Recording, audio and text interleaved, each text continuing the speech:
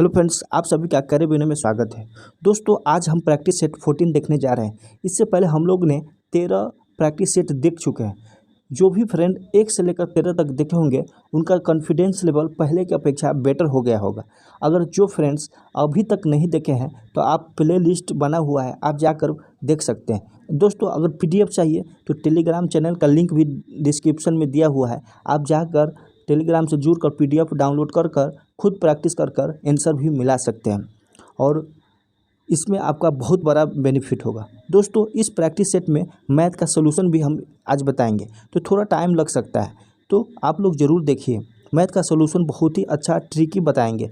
दोस्तों, इसमें जो है हम जो भी एरिया से अगर क्वेश्चन आता है, जैसे मान लीजिए जलवायु से क्वेश्चन आया तो हम पूरा जलवायु का डिटेल्स इसमें बता देंगे। आप लोग नोट डाउन भी कर सकते हैं। चलिए दोस्त, फर्स्ट क्वेश्चन है, अनुसूचित जनजाति जनसंख्या के दृष्टि से झारखंड का स्थान देश में कैमा है? तो झारखंड का जो स्थान है देश में छठा है। और अनुसूचित जनजाति की संख्या कितना है? 86,45,042 है। और झारखंड के जनसंख्या के अनुपात में कितना है? तो 26.2% है। जैसे सेकेंड क्वेश्चन है, झारखंड के किस शहर में सबसे कम वर्षा होती है? ये जलवायु से क्वेश्चन है, तो हम जलवायु से जो भी क्वेश्चन आएगा हम यहाँ पर डिटेल बताएंगे। तो इसका पहले हो जाएगा चाईबासा के मैदानी भाग में सबसे कम वर्षा होती है। अगर पूछ देगा कि सबसे अधिक वर्षा किस क्षेत्र में होती है, तो अगर पठार पूछे तो नेतरहाट पठार क्षेत्र में सर्वाधिक औसत वर्षा होती है, वार्षिक वर्षा होती है। अगर जिला पूछ दें तो सर्वाधिक वर्षा वाला जिला कौन है? तो हजारीबाग है। अगर पूछ दे कि झारखंड में मानसून कब प्रवेश करती है, तो झारखंड में जो मानसून है 10 जून को प्रवेश करती है। और झारखंड का औसत वार्षिक तापमान कितना होता है? तो 25 डिग्री सेल्सियस होता है। कितना? 25 डिग्री सेल्सियस। और अगर पूछ दे कि औसत वार्षिक वर्षा कितना होता है, तो 140 सेंटीमीटर वर्षा होता है। दोस्तों, एक है कि झारखंड में शीतकालीन भी वर्षा होती है। तो झारखंड में जो है शीतकालीन वर्षा भूमध्य सागर की ओर से आने वाले चक्रवातों से होती है। तो इतना सारा है। और एक और चीज़ है, जैसे किस शाखा से जो है झारखंड में अधिक वर्षा होती है? तो हम लोग जानते हैं कि मानसून जो है, मानसून की शाखा 2 है। जैसे इंडिया है यहाँ, तो यहाँ से जब मानसून आती है तो एक अरब सागर की ओर बहती है और एक बंगाल की खाड़ी ओर से बहती है। तो ये बंगाल की खाड़ी से जो मानसून जाती है झारखंड में मुख्यतः वर्षा कराती है, यही सर्वाधिक वर्षा यही कराती है। लेकिन वर्षा इससे भी होता है, दक्षिण पश्चिम मानसून से भी होता है जो अरब सागर का है। तो ये है। दोस्तों, एक चीज़ और बताते हैं, अगर अच्छा लेवल का एग्ज़ाम होता है तो 3 जो जलवायु वर्गीकरण है, जैसे कोपेन, थॉर्नवेट और त्रिवर्था, इस तीनों को जो है आप लोग नोट डाउन कर लीजिए, काहे कि बहुत ही इम्पोर्टेंस है। कोपेन के अनुसार झारखंड का वर्गीकरण क्या किया गया है? कोपेन है, एक है थॉर्नवेट है, एक क्या है? एक त्रिवर्था है, त्रिवर्था। तो तीनों का क्या क्या वर्गीकरण है वो देखेंगे। कोपेन के अनुसार जो है झारखंड का जो जलवायु भाग है वो क्या है? तो CWG है, CWG और LW है, ये 2 वर्गीकरण है। थॉर्नवेट का क्या है? तो थॉर्नवेट का CAW है। और त्रिवर्था का क्या है? त्रिवर्था का जो है CAW और वो AW विभाग में शामिल है। तो ये वेरी इंपॉर्टेंस है। कोपेन, थॉर्नवेट, त्रिवर्था में CAW AW है और थॉर्नवेट में सिर्फ एक ही है CAW, और CAW इसमें भी है, लेकिन यहाँ CWG है, इसको कन्फ्यूज मत हो। यहाँ LW है, यहाँ AW है। तो इतना सारा है, आप लोग ज़रूर याद रखिएगा। अगला क्वेश्चन है, झारखंड के किस जिले में झरनों की संख्या सर्वाधिक है? तो ये रिपीट क्वेश्चन है। रांची में। कोनार परियोजना किस नदी बेसिन की परियोजना है? तो कोनार परियोजना जो है दामोदर नदी बेसिन की परियोजना है।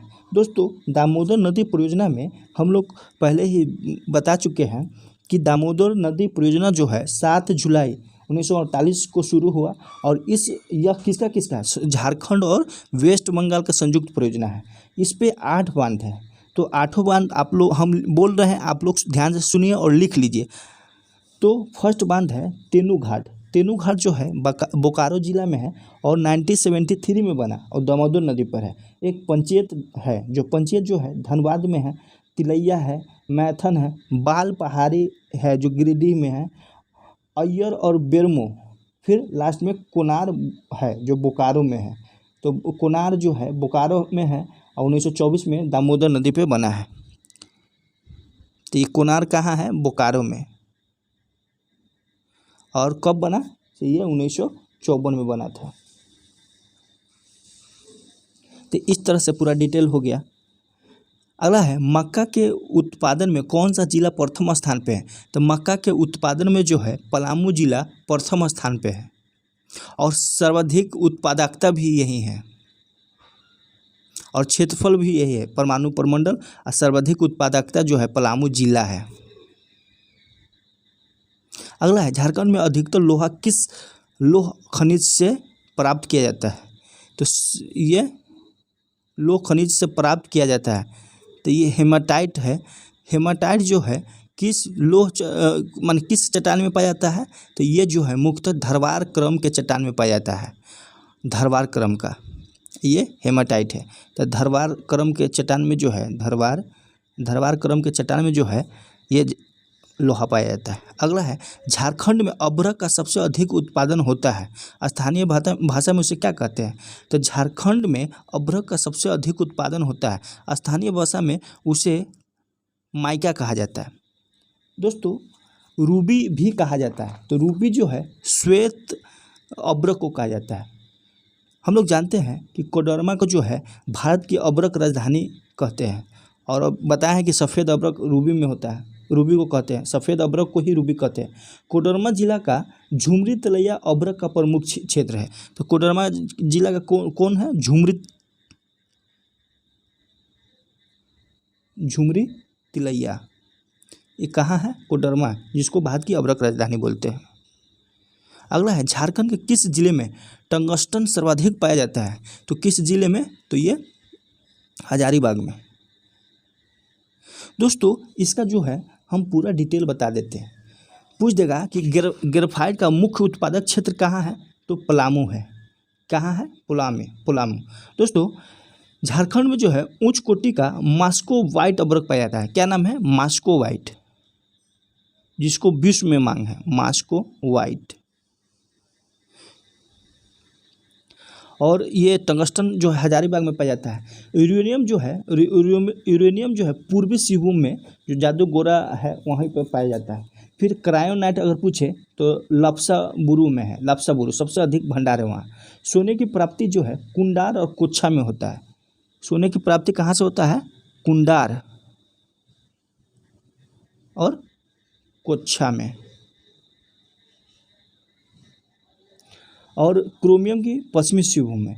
टंगस्टन बताइए दिए हजारीबाग में और एवेस्टस जो है सरायकेला में। बुद्धू भगत का जन्म ग्राम सिलागाई जिला रांची के किस प्रखंड में हुआ था? तो किस प्रखंड में हुआ था? चान्हो में। दोस्तों बुद्धू भगत जो है कोल विद्रोह का नेतृत्व करता था जो 1832 में किया और 14 फरवरी 1832 को कप्तान इम्पे के नेतृत्व में आए सैनिकों के खिलाफ लड़ते हुए शहीद हो गए थे।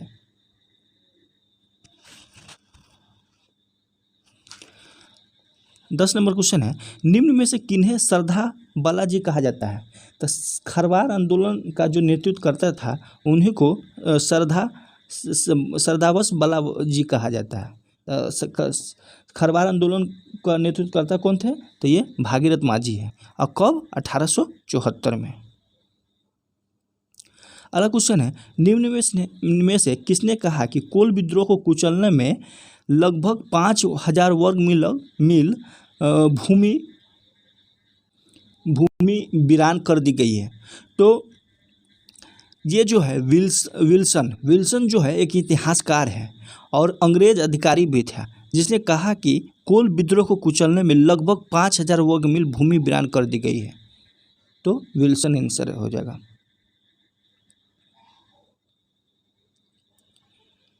दोस्तों हम फिर कहेंगे कि अगर आप नहीं देखे हैं तो 1 से लेकर 13 तक सेट जरूर देखिए, आपका कॉन्फिडेंस लेवल पक्का इम्प्रूवमेंट होगा और आप एग्ज़ाम में 100% क्वालिफाई कीजिएगा। काहे कि प्रैक्टिस बहुत ज़रूरी है। सचिन इतना महान खिलाड़ी थे, फिर भी वो अगर खेलने जाते थे तो बहुत प्रैक्टिस करके ही जाते थे। इसीलिए आप लोग प्रैक्टिस पे ज़्यादा ध्यान दीजिए। पढ़ना जो था बहुत पढ़ लिए, लेकिन प्रैक्टिस नहीं है तो वो आपका सही नहीं हो पाता है, इसलिए प्रैक्टिस बहुत ज़रूरी है। चलिए दोस्त, अगला क्वेश्चन है 1963 में जयपाल सिंह मुंडा ने झारखंड पार्टी का कांग्रेस में विलय कर दिया तो किसने इसका विरोध करते हुए झारखंड पार्टी की कमान अपने हाथों में ले लिया? तो N.E. होरो। दोस्तों इसका पूरा हम हिस्ट्री बता रहे हैं।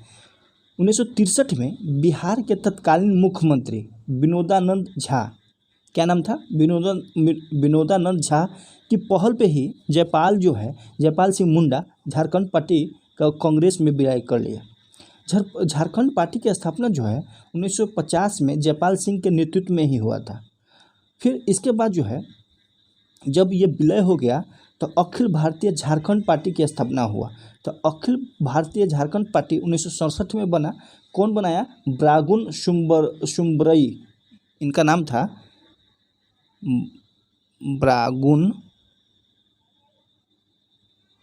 ब्रागुन शुम्बरई। इन्होंने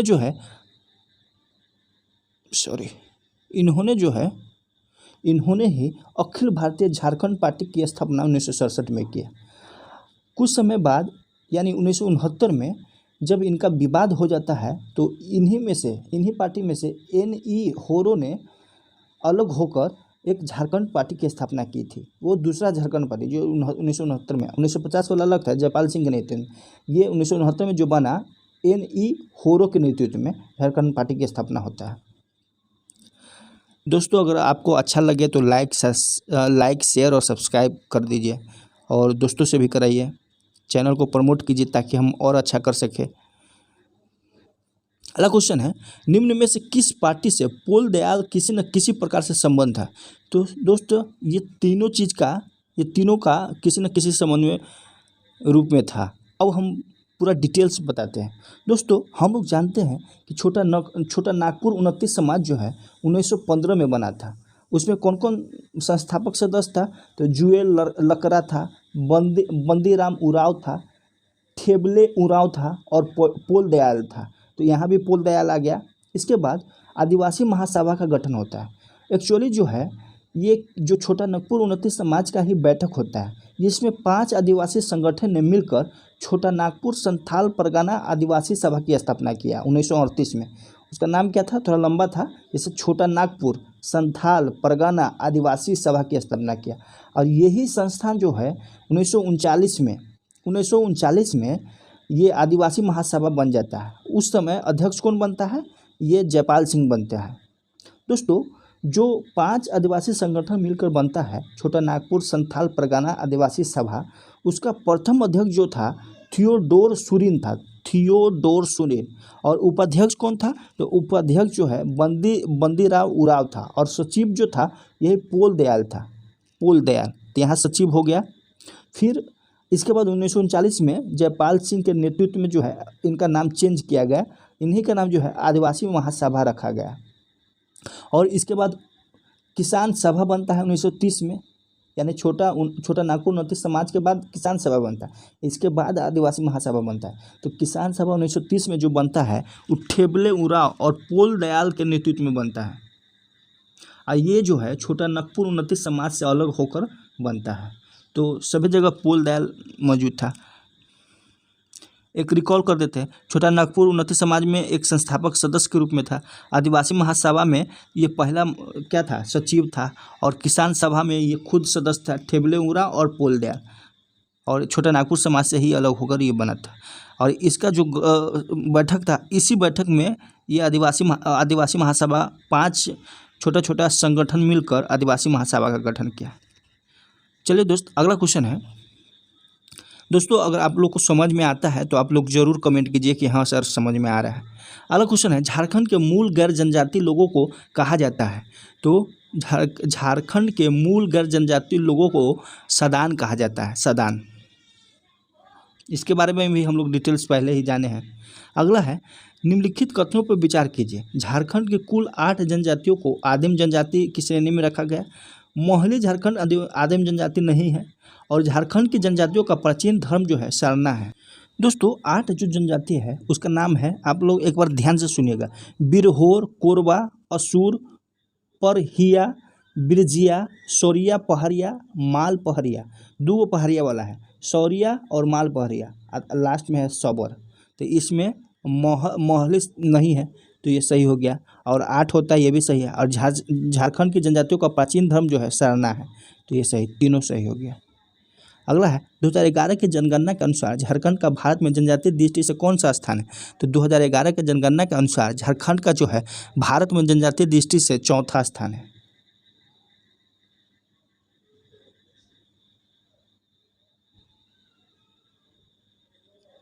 चौथा। अगला है, निम्न में से किस जनजातियों में पसरी प्रथा प्रचलित है? तो ये उरांव जनजाति में। दोस्तों उरांव गांव का जो प्रधान होता था उसको महतो कहते थे। इनके पंचायत का नाम पचौरा नाम से जाना जाता था और प्रमुख नृत्य जो है जद्दूर था, जद्दूर। और इनका जो ग्राम देवता था ठाकुर देव था और धार्मिक स्थल को सरना कहा जाता था। अगला है, पंचकोट किला का नाम पंचकोट क्यों पड़ा? तो 5 कांटों यानी दीवारों से घिरे होने के कारण इसका नाम पंचकोट किला पड़ा।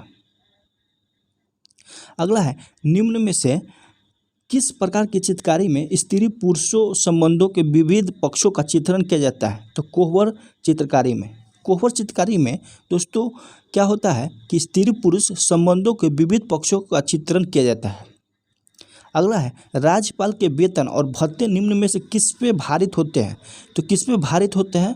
तो राज्य के संचित निधि पे भारित होते हैं, राज्य के संचित निधि पे। अगला क्वेश्चन है, भकुलू बंगाल लोक नृत्य जो है निम्न में से किस लोक नाट्य के साथ प्रस्तुत किया जाता है? तो किसके साथ प्रस्तुत किया जाता है? तो जट और जटिन के साथ। अगला है, बिहार सरकार ने छऊ नृत्य को कब संरक्षण प्रदान किया? तो ये 1947 में संरक्षण प्रदान किया था। अगला क्वेश्चन है, सावनी पूजा निम्न में से किस दिन मनाया जाता है?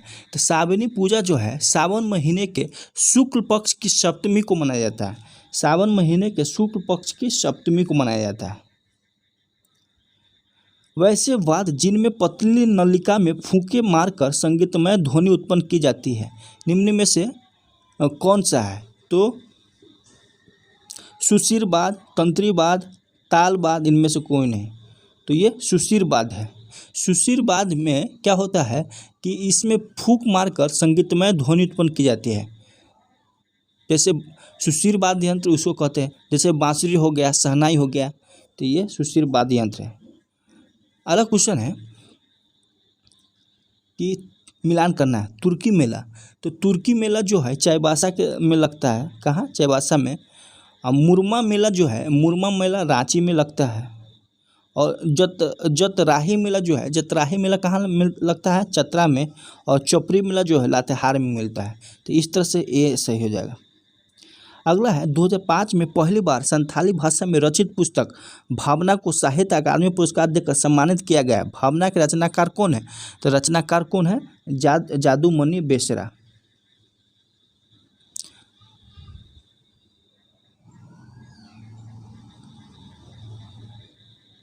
अगला है, मुंडारी भाषा झारखंड में निम्न में से किस जिलों में नहीं बोली जाती है? तो किस जिले में नहीं बोला जाता है? चतरा जिले में। बाकी बात हजारीबाग, धनबाद और पलामू में बोली जाती है। अगला है, विभाग का प्रशासनिक प्रधान कौन होता है? तो विभाग का प्रशासनिक प्रधान जो होता है मुख्य सचिव होता है। दोस्तों राज्य प्रशासन की शीघ्र संस्था सचिवालय होता है और सचिवालय का प्रधान जो है मुख्य सचिव होता है, जो विभाग का प्रशासनिक प्रधान होता है। अगला है, पालकोट अभयारण्य की स्थापना किस वर्ष हुआ? तो पालकोट अभयारण्य की स्थापना 1990 में हुआ था। और कहाँ है? गुमला जिला में है। गुमला जिला आप लोग बताइए किस प्रमंडल में आता है? कमेंट कीजिए। दलमा वन्य जीव अभयारण्य प्रसिद्ध है। तो दलमा वन्य जीव अभयारण्य जो है किस लिए प्रसिद्ध है? तो ये हाथी के लिए प्रसिद्ध है। और ये दलमा जीव अभयारण्य जो है 1976 में बना था। और पूर्वी सिंहभूम में बना था। कहाँ? पूर्वी सिंहभूम। अगला है सर्व शिक्षा अभियान कार्यक्रम झारखंड में निम्न में से किसके द्वारा चलाया जा रहा है? तो सर्व शिक्षा अभियान जो है JEPC के द्वारा चलाया जा रहा है, जिनका नाम है झारखंड शिक्षा परियोजना परिषद सोसाइटी, और 1860 में यह अधिनियमित हुआ था।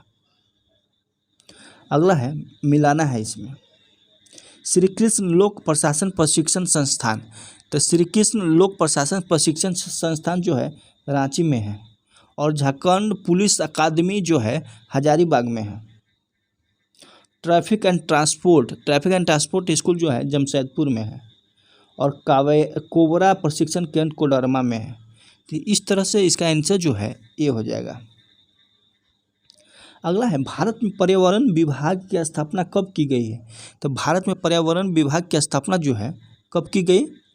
तो ये 1986 में की गई थी। अगला है जयपाल सिंह पुरस्कार निम्न में से किस क्षेत्र में दिया जाता है? तो जयपाल सिंह पुरस्कार जो है प्रशिक्षकों को क्षेत्र में दिया जाता है। अगला क्वेश्चन है कि शेखर बॉस वॉलीबॉल के विख्यात प्रशिक्षक हैं, सही है। काजल दास क्रिकेट के प्रशिक्षक है, ये भी सही है। PK बनर्जी का संबंध जो है फुटबॉल से है, यानी तीनों सही है। अगला है सुबोध कुमार एवं दीपक मंडल का संबंध किस खेल से है? तो किस खेल से है? ये फुटबॉल से है। अगला है सुषमा कुमार यादव का संबंध निम्नलिखित में से किस खेल से है? तो ये एथलेटिक्स से है। झारखंड राज्य में कुल कितनी विद्युत क्षमता स्थापित है? तो झारखंड राज्य में जो है दोस्तों इसका डाटा कभी कभी चेंज। एक आदर्श तरल पदार्थ जो है घर्षण रहित और असंपीड्य होता है। इसमें न्यूजीलैंड हो जाएगा और ये पंजाब हो जाएगा।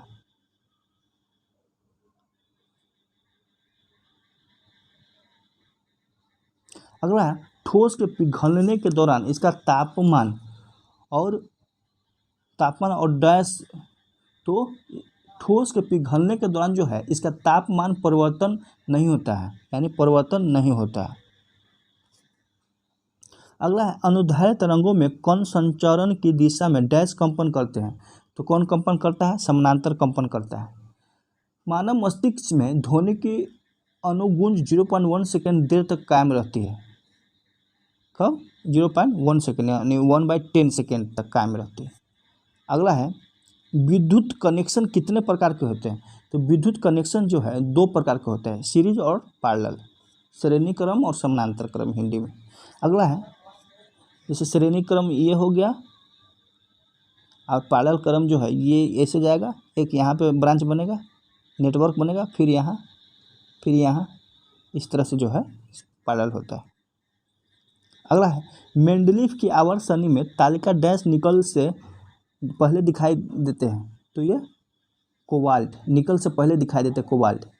मेंडलीफ की आवर्त सारणी जो है कोबाल्ट निकल से पहले दिखाई देते हैं।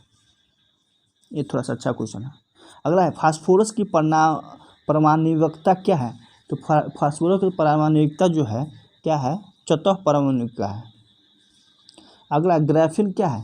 तो ग्राफीन जो है एक कार्बन का अपरूप है। अगला है पोटेशियम नाइट्रेट का मॉलिक्यूल सूत्र है। तो पोटेशियम नाइट्रेट का मॉलिक्यूल सूत्र है KNO3 है। इसे सोरे या सॉल्ट मीटर भी कहते हैं, सॉल्ट मीटर भी। अगला है CNG का मुख्य घटक क्या है? तो CNG का मुख्य घटक जो है मीथेन, एथेन और प्रोपेन है। मीथेन, एथेन और प्रोपेन। तो अगर मुख्य कहेगा तो CNG का मुख्य घटक जो है मीथेन है।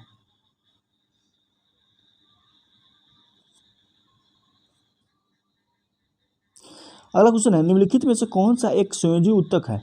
तो कौन सा संयोजी ऊतक है? हड्डी।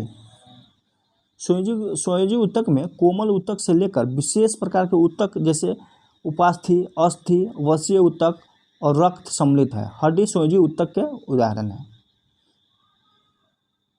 अगला है एक वृक्ष की बाहरी संरक्षी परत होती है। एक वृक्ष की बाहरी संरक्षी परत जो है वल्कल होता है। मानव मस्तिष्क का ग्राम वजन में कितना होता है? तो ग्राम वजन में 1200 से 1400 ग्राम होता है।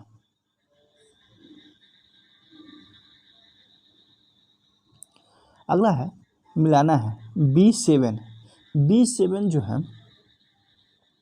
B7 की कमी से जो है चर्म रोग हो जाता है, चर्म रोग हो जाता है, बालों का झड़ना, तो चर्म रोग और बालों का झड़ना।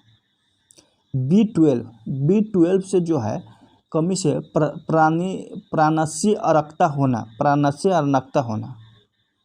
और विटामिन ई जो है बांध्यता होना, जनन क्षमता में कमी यानी बंझापन। और विटामिन के जो है रक्त के थक्का जमने में सहायता, तो ये आंसर हो जाएगा। अगला है, निम्न में से कौन सा टेस्ट एड्स के लिए जाता है?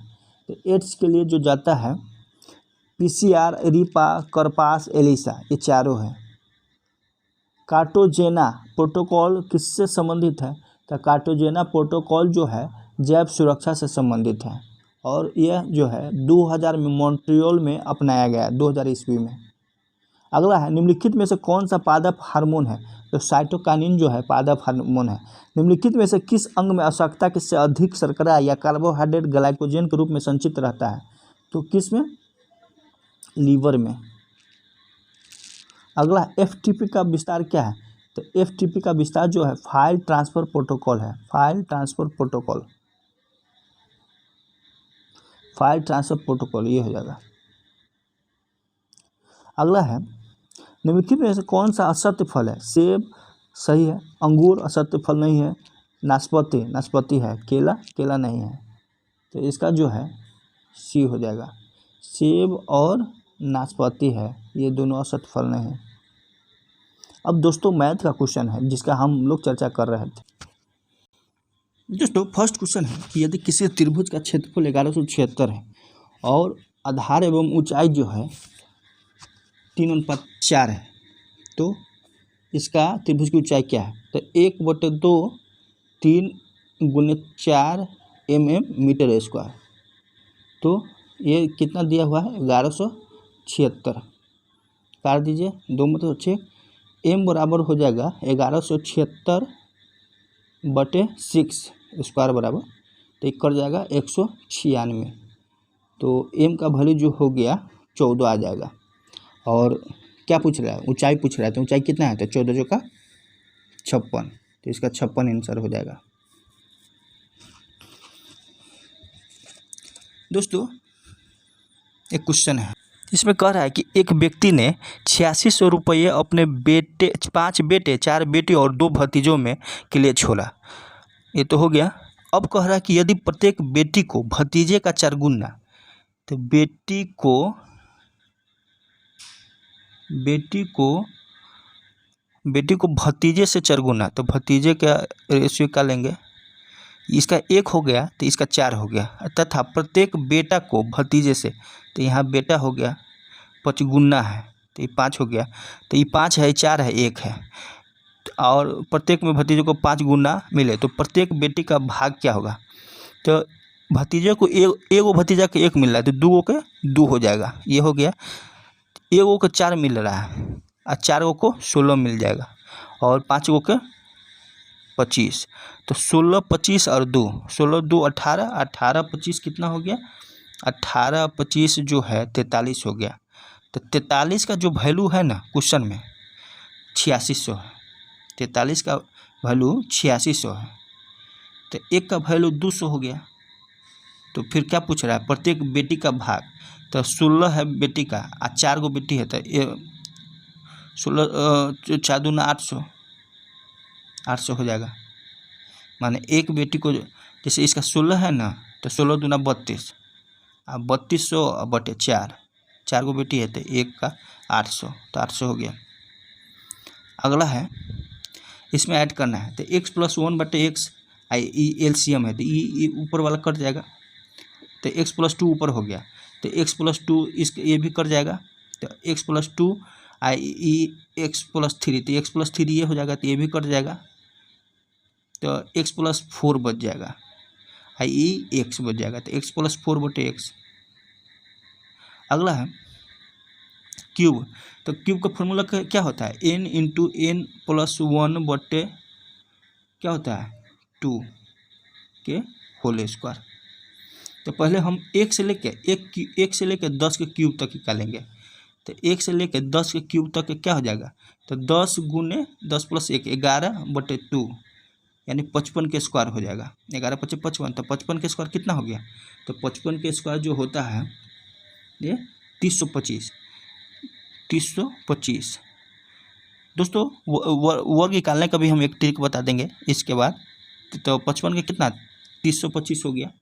और फिर 1 से लेकर 4 तक क्या निकालेंगे, 1 क्यूब से लेकर 4 क्यूब, तो 4 गुने 5/2 के होल स्क्वायर यानी 100।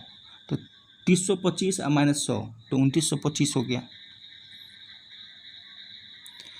दोस्तों किसी भी डबल डिजिट का स्क्वायर निकालना हो तो इस फॉर्मूला पर बैठा देंगे, a² + 2ab + b²। जैसे हम 55 की निकाले हैं तो ये ए हो जाएगा, ई बी हो जाएगा। हमेशा राइट वाला ए होगा, लेफ्ट वाला बी होगा। तो 5 × 25 हासिल 2 2ab, तो 5 × 25 2 × 50 2 52 हासिल 5 5 × 25 5 30 हो गया।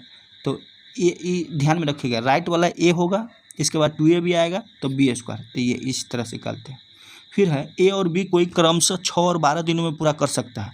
वे दोनों एक साथ काम शुरू करता है, लेकिन 3 दिनों बाद जो है ए जो है काम छोड़ देता है। तो दोनों सा काम पूरा करने में कुल कितना टाइम लगता है, तो देखिए 6 और 12 का एलसीएम ले लीजिए। तो 6 और 12 का 12 एलसीएम 1 2 हो गया। फिर एक दिन में दोनों मिलकर 3 काम करता है, तो 3 दिन में 9 काम करेगा। अब 12 काम टोटल है, टोटल वर्क आता है एलसीएम का। तो शेष काम कितना बचा, 3 बचा। अब कौन छोड़ा है, यहाँ पे शो नहीं किया लेकिन ए छोड़ा है मान लीजिए। तो बी कितने दिन में करेगा इसको, मान लीजिए बी छोड़ा है, ये बी है, मान लीजिए बी काम छोड़ दिया, तो ए जो है इस काम को 3 दिन में करेगा।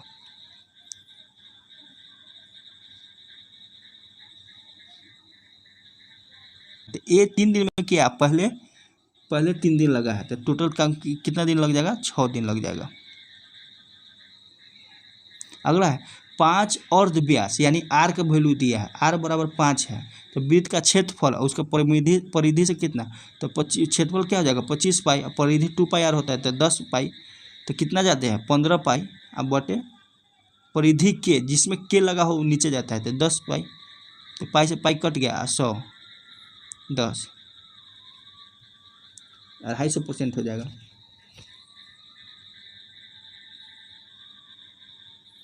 यानी 25 कितना परसेंट अधिक कर रहा है, तो 25/10 × 100 तो 250% हो जाएगा।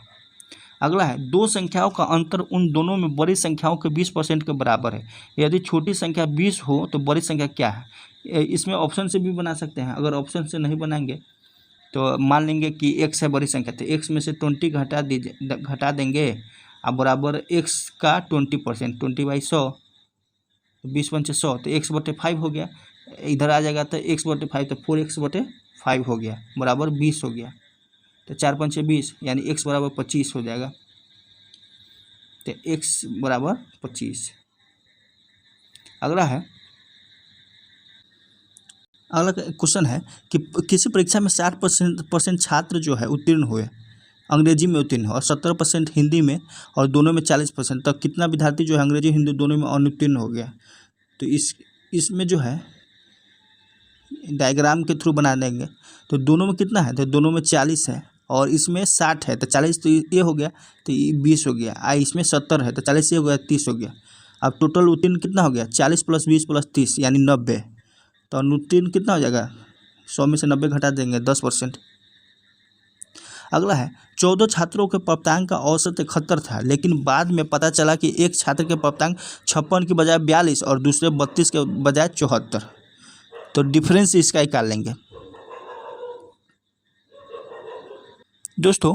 तो इसमें जो है 56 + 32, 56 प्लस इसको लिखना था 56 + 32 यानी 88 लिखना था, और लिख दिया कितना 42 + 74 यानी 116। तो इसका कितना डिफरेंस हो गया 28। और ये 28 जो है ये पूरा में डिस्ट्रीब्यूट होगा 14 छात्र में। तो एक ऊपर कितना जाएगा 14 दूना 28, 2 जाएगा, तो पहले 71 था तो 69 हो जाएगा। एक रेलगाड़ी और एक प्लेटफॉर्म की लंबाई परस्पर बराबर है। यदि 90 किलोमीटर प्रति घंटा की रफ्तार से रेलगाड़ी 1 मिनट में पूरी प्लेटफॉर्म को पार कर जाता है, तो पहले 90 किलोमीटर को जो है मीटर पर सेकंड में चेंज करेंगे। तो छोटा को छोटा से गुना 5/18। अगर मीटर पर सेकंड है, किलोमीटर में करना है तो 18/5 हो जाता है। तो 18×5 = 90, यानी 25 मीटर पर सेकंड। तो 1 सेकंड में 25 मीटर चलता है। तो 60 सेकंड में कितना, 25 × 60, इतना डिस्टेंस ट्रेवल किया है। तो 25 × 150 यानी 1500। और दोनों बराबर है, यानी ट्रेन की लंबाई और प्लेटफॉर्म दोनों को पार किया होगा और दोनों बराबर है, तो ए को 750 मीटर का होगा। अगला है ए 20 दिन में काम कर सकता है, बी 12 दिन में काम कर सकता है। बी ने वह कार्य 9 दिन किया, तो इसका एलसीएम मेथड से यूज करेंगे। 20 और 12 का 60, तो 20 × 60, 12×5 = 60। तो 8 काम हो रहा है और बी जो है 9 दिन काम करता है, तो 9×5 = 45 काम करेगा। 15 काम बच गया, तो 15 काम बच गया, उसको एक कर रहा है, तो 15/3 हो जाएगा, यानी 5 दिन में एक करेगा। एक बल्लेबाज ने अपनी 12वीं पारी में 63 रन बनाता है, तदनुसार वो अपनी औसत रन से 2 की वृद्धि कर लेता है, अतः उसे 12वीं पारी में कितना बनाना पड़े। देखिए दोस्तों, इसमें जो है 63 रन बनाता है 12वीं पारी में, जिसके वजह से 2 की वृद्धि हो जाती है। तो 2 का वृद्धि होने का मतलब 12 को पारी में 2 का वृद्धि, 24 वृद्धि होगा। तो पहले कितना औसत रहेगा, तो 63 में से 24 घटाएंगे 39 रहा होगा। अब पहले 39 था, अब 2 बढ़ गया है, तो 41 हो जाएगा। ऑप्शन नहीं है, तो 41 आंसर होगा। अगला है 10,000 मूलधन में पहले वर्ष 10%, तो 10,000 के मूलधन में पहले वर्ष 10%, तो 1,000 बढ़ेगा, तो टोटल 11,000 हो जाएगा। फिर 12%, तो 12% गुने 12/100, 2 को 0 से 2 को 0 कट जाएगा, तो 12 11 से गुना करेंगे तो कितना हो जाएगा, 12 × 12 हासिल 1, 12 × 12 13, यानी 13,000 कितना हो जाएगा, 13,320, 12,320, 12 × 12, 00 से 00 कट गया, 110 × 12 कितना होगा, वही आंसर होगा। 110 × 12, तो 11 दूना 22, 11 11 दू 13,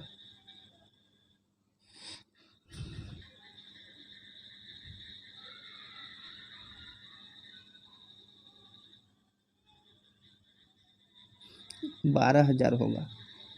जैसे 11,000 हो गया, अब 11,000 को जो है 12% निकालिए, कितना हो जाएगा, 0 से 0 कट गया। 110 में 12 से जब हम गुना करेंगे तो 1320 ना होगा, गलत गुना कर रहे हैं। 1320 11,000, तो 11 × 12,000 320 हो जाएगा। अगला है ए ने एक वस्तु मूल कीमत से 5% कम में देकर खरीदा, यानी मान लीजिए 100 रुपया है तो 95 रुपया देकर खरीद लिए, और उस पर जो है 20% का लाभ, 120/100, 1 0 से 1 0, 5 दूना 10, 19 × 5 = 95, 6, यानी 19 का 114। तो कर रहा है मूल कीमत के अनुसार, तो कितना 14% लाभ होगा। अगला है एक घन का विकर्ण जो है 6√3 है, तो घन का विकर्ण बराबर क्या होता है, √3a, √3a बराबर 6√3, तो ए का वैल्यू कितना होगा, 6 हो गया। और आयतन कितना हो जाता है, आयतन जो होता है क्या होता है, आप कह रहा है कुल पृष्ठ क्षेत्रफल, तो 6a², तो 6 × 6 का क्यूब हो जाएगा, और 1 क्यूब होता है आयतन, तो 1 क्यूब भी 6 का क्यूब हो जाएगा, तो 1:1 हो जाएगा। अगला है एक समकोण त्रिभुज का समकोण बनाने वाली 2 भुजाएं 6 और 8 है, तो दोस्तों उसका परिवृत्तीय त्रिज्या क्या होगा। तो दोस्तों हम लोग जानते हैं कि समकोण त्रिभुज होता है तो उसका परिवृत्तीय त्रिज्या जो होता है इसका कर्ण का आधा होता है, तो कर्ण कितना हो जाएगा, 8 8 64, 6 1 36, 10 हो जाएगा, 10 का आधा 5। यदि दो संख्याओं का अंतर 3 हो और उनके वर्गों का अंतर 39 हो तो बड़ी संख्या क्या होगा। तो इस ऑप्शन से भी बना देंगे, 3 है, तो मान लीजिए हम 8 लिए, 8 लिए, इसका अंतर 5, 5 एगो हो जाएगा, 3 का अंतर, तो 8 8 64, 5 25, तो 64 में से 25 गया तो 39 हो जाएगा, तो 8 आंसर हो गया। अगला है ए बी सी बल्लेबाज में इतना है, इन सब में 564 है, तो इसमें क्या करते हैं, ए बी और सी तीनों का अनुपात निकाल लेते हैं। तो ए बी का अनुपात कितना है, 5:3 और 4:5 है, तो 3 इधर आ जाएगा, 4 इधर, तो 20 12 और 15, 20 12 15, इसको जोड़िए, 20 12 32 और 32 15 47, 47 का वैल्यू जो दिया है 564 है, 47 का वैल्यू 564 है। तो ए का वैल्यू कितना 47, 9 हो गया, 9 94 हो गया, 47 दूना 94, ए का वैल्यू 12 और बी का वैल्यू कितना हो जाएगा, बी का वैल्यू जो है 12 है, तो 12 12 44। अगला है 3 सेंटीमीटर 4 सेंटीमीटर 5 सेंटीमीटर लंबी भुजाओं वाले एक त्रिभुज के परिवृत्त, तो 5 का आधा अढ़ाई हो जाएगा। अगला है ए बी की तुलना में 3 गुना बेहतर काम करता है, तो इसका इफिशिएंसी जो है ए और बी 3 है 1 है, तो डे वाला क्या हो जाएगा, उल्टा हो जाता है, 1 3 हो जाएगा और 60 दिन का अंतर है, तो इसमें अंतर कितना है 2 है। आप क्वेश्चन में 60 दिया है, तो एक का वैल्यू 30 हो गया, तो एक का वैल्यू 30 हो गया, तो दोनों मिलकर वो काम कितने दिनों में कर सकता है, तो एक का वैल्यू 30 हो गया, तो 30 हो गया, तो एक का वैल्यू जब 30 हो गया तो ये 30 दिन में, ये 90 दिन में काम कर सकता है। 30 90 कैल्शियम 90 और 3 1 4 है, तो 90/4 इफिशियंसी तो दिया ही है, 2 45 साढ़े 22 दिन हो जाएगा। दोस्तों रीजनिंग आप लोग खुद ट्राई कीजिएगा, नहीं होगा तो हम बनाएंगे, काहे कि रीजनिंग बनाएंगे तो बहुत टाइम लग जाएगा। हम इसका PDF जो है टेलीग्राम में डाल देंगे, आप लोग डाउनलोड कर लीजिएगा और खुद से बनाइएगा। दोस्तों थोड़ा सा बोर्ड का प्रॉब्लम है, नहीं तो मैथ मैं बहुत अच्छा बता सकता हूँ, लेकिन जो भी बताऊँ अगर आपको नहीं समझ में आया होगा तो आप कमेंट कीजिएगा, हम ज़रूर उसका सॉल्यूशन निकालेंगे। चलिए अब कंप्यूटर का क्वेश्चन देखते हैं। 131 में क्वेश्चन है निम्नलिखित में से भिन्न विकल्प का चुनाव करना है, बाहरी hard disk, keyboard, digital camera, compact disc. तो क्या हो जाएगा, इसका कीबोर्ड आंसर हो जाएगा। कीबोर्ड जो है एक इनपुट डिवाइस है, जबकि अन्य सभी जो है स्टोरेज डिवाइस है। अगला है लैपटॉप कंप्यूटर में बनी हुई पॉइंटिंग डिवाइस कोई भी हो सकती है सिवाय, तो पॉइंटिंग डिवाइस माउस के अलावा कोई भी हो सकता है, जैसे टच पैड, ट्रैक बॉल एक पॉइंटिंग स्टिक है जो उंगली के संपर्क का पता लगा सकता है। माउस एक पेरिफेरल डिवाइस है जो एक केबल के माध्यम से जुड़ा होता है। अगला क्वेश्चन है डैश प्रिंटर वास्तव में कागज पर स्ट्राइक किए बिना कागज पर टेक्स्ट और ग्राफिक्स बनाता है, तो गैर इम्पैक्ट जो है एक प्रिंटर है जो कागज़ पर बिना स्ट्राइक किए कागज़ पर टेक्स्ट और ग्राफिक्स बनाता है। अगला क्वेश्चन है कंप्यूटर मेमोरी में रहता है डाटा, कंप्यूटर में बिट्स के रूप में रहता है और बाइनरी नंबर 0 और 1। सबसे छोटा यूनिट जो है बिट्स ही है। सेकेंडरी स्टोरेज मीडिया से हार्ड डिस्क में सॉफ्टवेयर प्रोग्रामों को कॉपी करने की प्रक्रिया को क्या कहते हैं, तो इसको जो है इंस्टॉलेशन कहते हैं, इंस्टॉलेशन। अगला है लिनक्स पर आधारित ऑपरेटिंग सिस्टम है, तो क्या है, ये सभी है, फेडोरा, डेबियन और उबुंटू। अगला क्वेश्चन है सूचनाओं का वह समूह जो एक कंप्यूटर को निर्देश करता है डैश कहलाता है, क्या कहलाता है, प्रोग्राम कहलाता है। अगला है एक क्यू के अंत में जहां पर नए एलिमेंट जोड़े जाते हैं किस रूप में जाना जाता है, एसियर के रूप में जाना जाता है।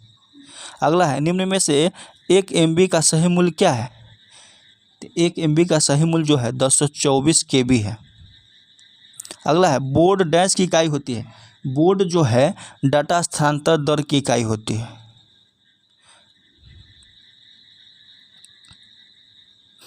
वैन, तो ये सब क्वेश्चन तो आप जानते ही हैं, वैन वाइड एरिया नेटवर्क को कहते हैं, वाइड एरिया नेटवर्क। अगला है भारत में इनमें से कौन सा इंटरनेट सेवा प्रदान नहीं है, कौन सा नहीं है पूछ रहा है, तो डाटा कंसल्टेंसी सर्विसेज नहीं है। बाकी बात BSNL, रिलायंस, एयरटेल है।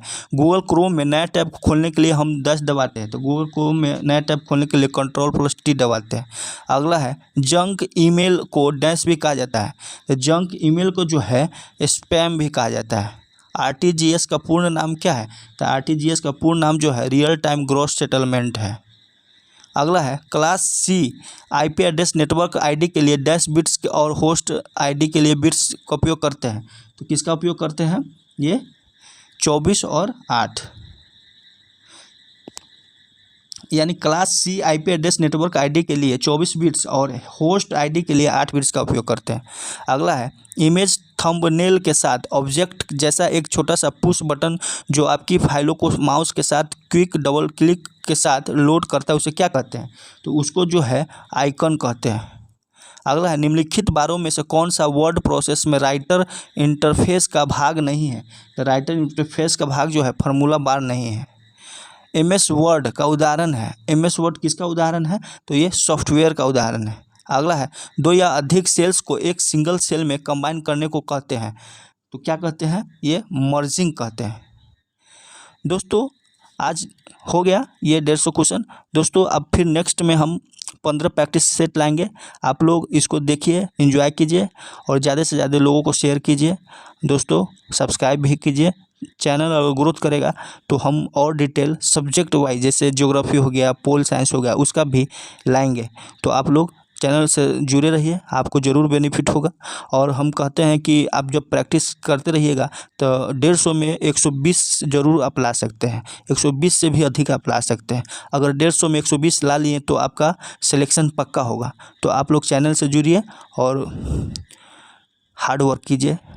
चलिए दोस्त, all the best, thank you.